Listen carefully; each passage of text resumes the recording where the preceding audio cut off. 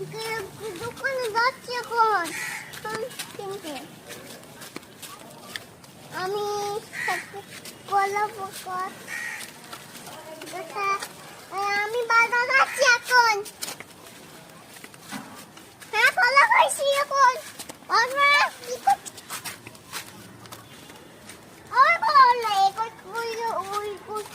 মেলা যাচ্ছে এখন। আমি কিছু গেছি এখন বাজারে যাচ্ছি। ঠাকুমা এখন ফুলকানি খাইছে। ঠাকুমা ঘুরে আসছে ঠাকুমা বলছে